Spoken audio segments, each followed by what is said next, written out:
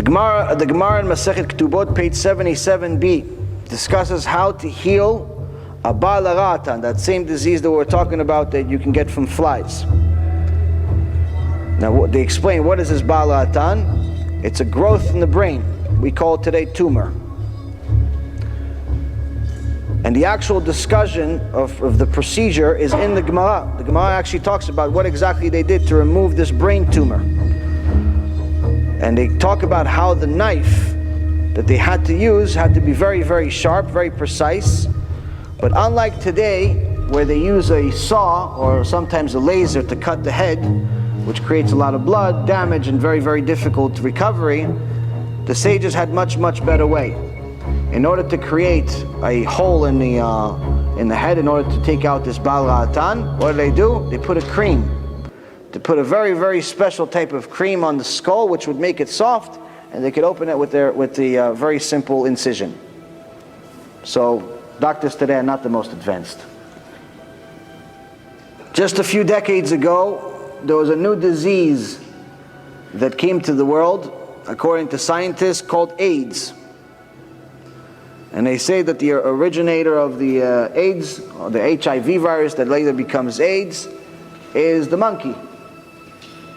There's two interesting things about this. It's not new.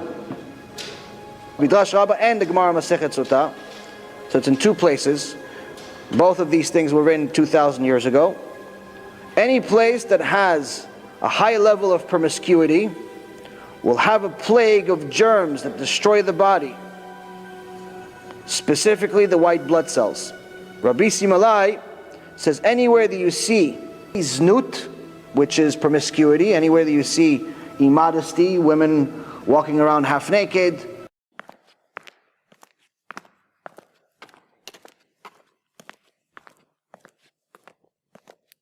which has become common today, or people that are promiscuous, which is celebrated today in our world.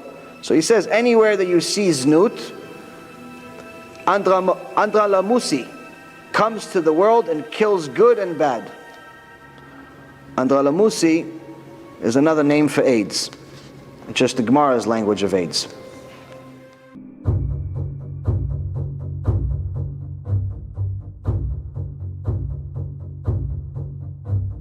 Now one other thing that's very, very interesting about AIDS is something called Torah codes. Torah codes is finding secrets within the Torah using math, using computers and math.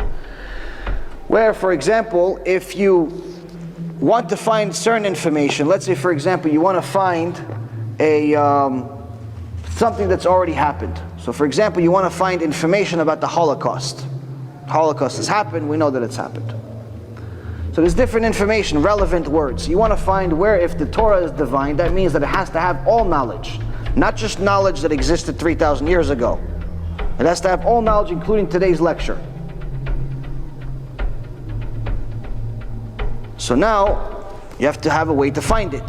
One of the ways of finding it is using something called Torah codes, where you look for a specific word, and the computer program will find this word in the Torah using equal mathematical skips. Meaning that, let's say, for example, you look for the word Hitler in Iyamach Shemo v'Zichro.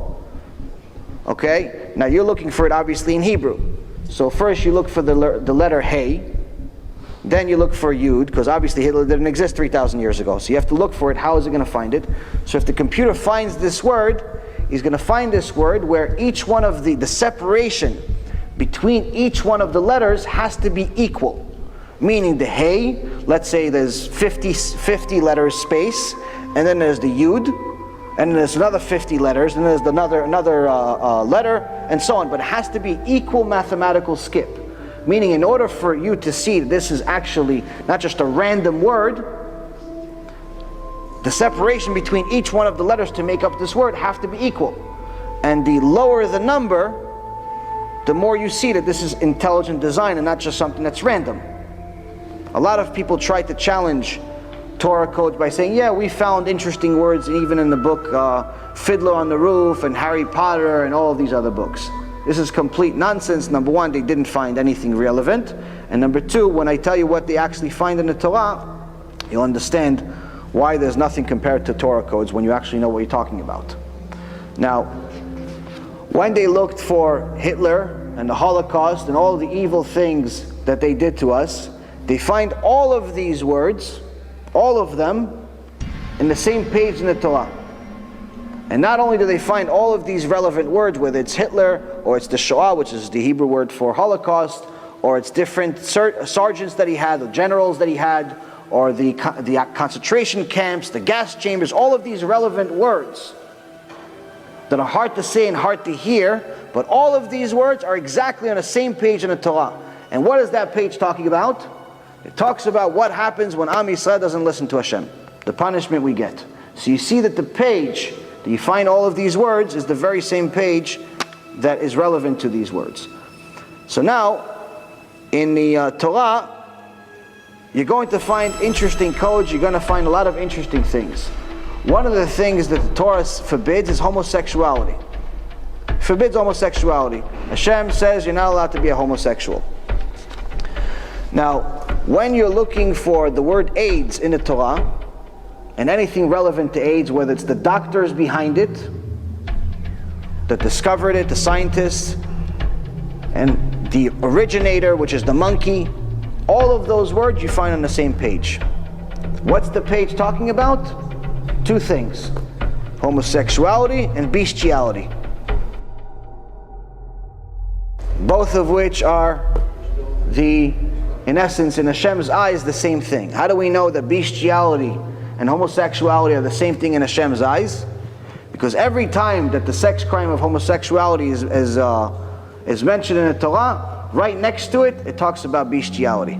To Hashem, it's the same thing. So again, someone that has this problem, I understand, they have a desire, they're born that way. We're not saying we have to kill them. But just because someone has a desire does not mean they have to act on it.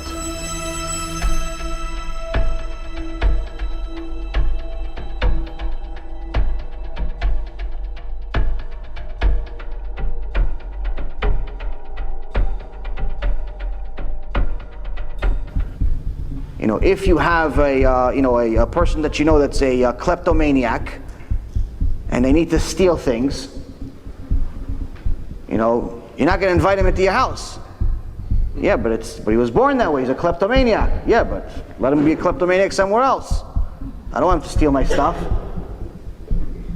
Or if one of your children, chas v'shalom, has a friend that's a pyromaniac, likes to light things on fire. Yeah, but Ima, it's my friend. Yeah, but he's going to burn our house, Bubby. Go play in his house. Burn his house. Won't burn my house. Yeah, but he was born that way, Ima. Okay, let him be born that way over there. Meaning that just because someone has a desire doesn't mean we have to accept it to be politically correct. This is all complete nonsense. We have to do what the Torah says, because now that we see all of these proofs, we know for sure that Hashem is the one that told us.